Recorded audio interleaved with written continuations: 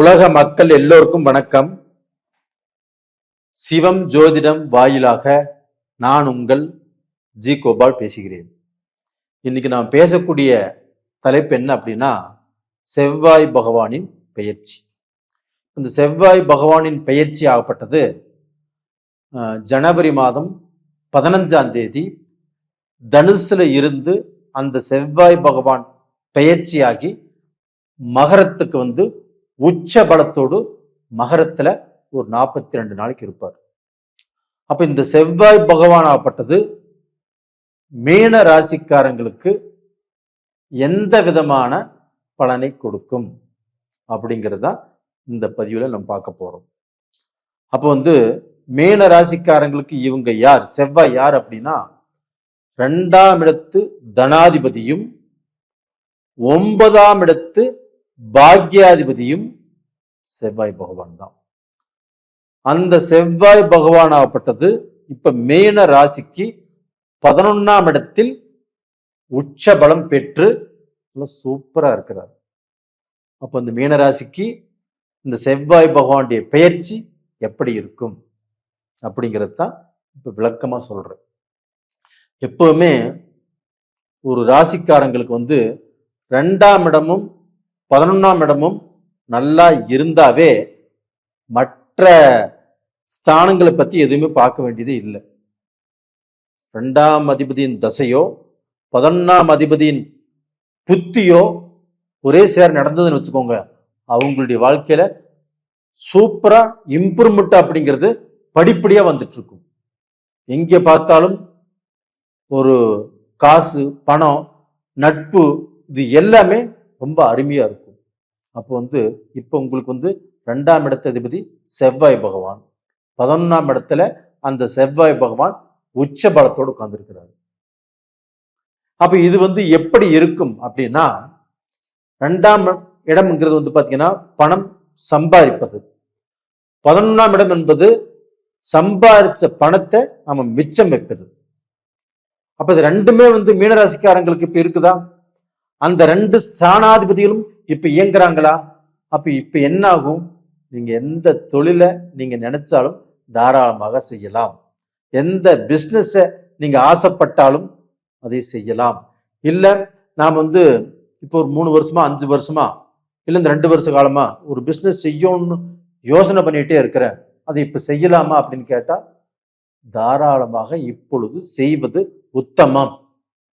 அப்ப இப்ப செஞ்சாலும் அது உங்களுக்கு சூப்பரா நல்ல லெவலுக்கு தூக்கி விட்டுரும். ஒரு வியாபாரம் பண்ணலாம், பிசினஸ் பண்ணலாம். அப்போ தடைபட்ட பிசினஸ் இன்னைக்கு பாத்தீங்கன்னா இந்த மீன ராசிங்கிறது அந்த ஜென்மத்திலேயே சனி இருக்கிறதுனால கண்டிப்பா மீன ராசிக்காரங்க குழப்பத்துல, மன வேதனையில, ஒரு பிசினஸ் பண்ணியும் சரியாகல, அந்த பிசினஸ்லயும் நம்மளுக்கு லாஸ் ஆயிட்டு இருக்குது. இன்னைக்கு நமக்கு வேலைக்கு சரியா ஆட்களும் அமையல. நம்ம செஞ்ச பிசினஸ் பாத்தீங்கன்னா வேலைக்கு ஆட்கள் சரியா அமையாததுனால சரியான நேரத்துக்கு நம்ம டெலிவரி கொடுக்க முடியல. இப்படிங்கிற குழப்பம் மீனராசிக்காரங்களுக்கு. அது போக மீனராசிக்காரர்கள் வேலைக்கு போயிட்டு இருந்தாலும் வேலையும் சரிவர செய்ய முடியல. வேலையிலும் எவ்வளவோ டென்ஷன், பிரச்சனை, குழப்பம். அந்த வேலைக்கு போகலாமா வேண்டாமா அப்படிங்கிற ஒரு சூழ்நிலை. இந்த வேலையே வேண்டாம், பேப்பர் போட்டுடலாமா அப்படிங்கிற குழப்பத்துக்கும் ஆளாயிருப்பாங்க. அது போக ஒரு நாடுக்கு இன்னொரு நாட்டுக்கு போகக்கூடிய அந்த எண்ணங்கள், அந்த ப்ரமோஷன் கிடைக்கக்கூடிய வாய்ப்புகள் இருந்தாலும் அதுவுமே தடுங்கல் படும். இப்ப இவ்வளவு குழப்பத்துல நீங்க இருக்கிறீங்கன்னா அந்த குழப்பத்துல இருந்து வெளியில வருவதற்கான ஒரு அட்டகாசமான வாய்ப்பு தான் இந்த செவ்வாய் பகவானுடைய பெயர்ச்சி. அப்ப இந்த ஜென்மத்துல சனி இருக்குதே, இது பாதிக்காதா? கண்டிப்பாக உங்களை இப்போ இந்த சனி பகவான் ஜென்மத்திலே இருந்தாலும் பாதிக்காது. ஏன் அப்படின்னா உங்க ராசிக்கு 12ஆம் இடத்தை குரு பார்க்கிறார். அது போக உங்களுடைய ராசி நாதன் உங்களுடைய ராசிக்கு 10ஆம் இடத்தையும் குரு பார்க்கிறார். அப்ப டோட்டலா பாத்தீங்கன்னா குரு பார்க்கக்கூடிய இடங்கள் நல்லா இருக்குது. செவ்வாய் பகவான் உச்சமாக இருக்கிறார். உங்களுக்கு 12ஆம் இடத்துல ராகு இருந்து உங்களுடைய குடும்பத்துல மேலும் குழப்பம், பிரச்சனை, வேதனை, நல்லா வாழ்ந்த குடும்பங்கள் பிரிஞ்சு போகணும் அப்படிங்கிற அளவுக்கு சூழ்நிலை இருந்தாலும் அந்த ராகுவை குரு பார்த்ததுனால அது மாதிரி பிரச்சனைகள் உங்களுக்கு வராது. அது மாதிரி பிரச்சனையிலிருந்து தப்பிச்சிட்டீங்கன்னு சொல்லலாம்.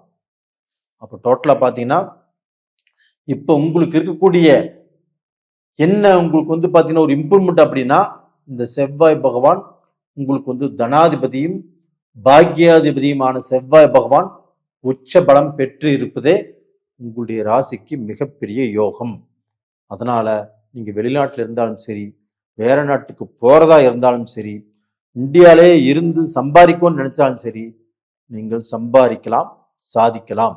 அப்போ வந்து பார்த்தீங்கன்னா இந்த சனியினுடைய எந்த விஷயமும் உங்களை வந்து 70% எதுவுமே பாதிக்காது. குருவுடைய பார்வையும் ரொம்ப நல்லா இருக்குது.